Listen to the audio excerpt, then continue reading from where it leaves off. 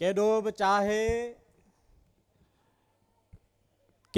चाहे दुश्मन असांजो, केॾो बि चाहे दुश्मन असांजो, ड्राहे न सघंदो नक्शो सिंध जो। चवंदो रहंदो जिए, किरंदो रहंदो रत असांजो। चवंदो रहंदो जिए सिंध, जिए सिंध, जिए सिंध, जिए सिंध। अॼु हिन कोस्तान जे पहाड़नि में, हिन थाणे बुला खान जे, ही थाणो बुला खान जेको जबलनि जे कच्छ में शहर आहे,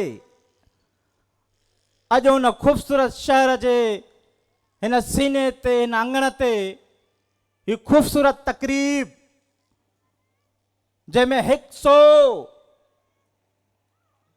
घोटनि जी कतार शामिल आहे, असीं उन काज में, असीं उन तकरीब में हिकिड़े नंढड़े ॼाणी जी हैसियत सां हाज़िर थिया आहियूं। इहो अजीब इत्तफ़ाक़ आहे, छाकाणि त सियासत असांजे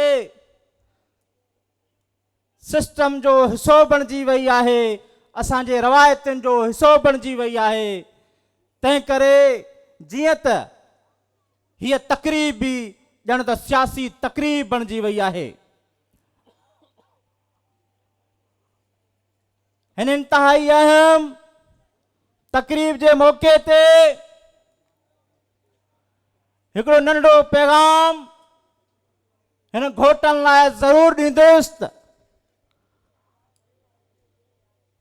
मशहूर शेर आहे, शल घोट थिए, शल घोट थिए अणमोट थिए, जीजल इहा आस, अमड़ इहा आस। तव्हां घोट ज़रूर थिया आहियो, पर इहा जीजल जी हिकिड़ी हीअ बि आस आहे त तव्हां अणमोट ज़रूर थीजो। जॾहिं तव्हां अणमोट थींदव त हीअ धरती तव्हांजो इस्तक़बाल कंदी, ही ग़रीब मिस्कीन माण्हू तव्हांजो इस्तक़बाल कंदा, तव्हां सां गॾिजी बीहंदा, ऐं तव्हां सां जॾहिं ही ग़रीब मिस्कीन माण्हू गॾिजी बीहंदा त उन्हनि इनकलाब जो ॾींहुं हूंदो, तब्दीली जो ॾींहुं हूंदो। साईं अब्दुल्ला, तव्हांखे मुबारक हुजे हिन इज्तिमाही काज जी, ऐं ही जेके बि शरीक थिया आहिनि उन सभिनी खे मुबारक हुजे हिन इज्तिमाही काज जी। असीं हिन काज में सिर्फ़ु हिकु ॼाणी तौरु शरीक थियासीं। तव्हां दोस्तनि जी महिरबानी जो असांखे ख़िताब जो मौक़ो ॾिनो, महिरबानी।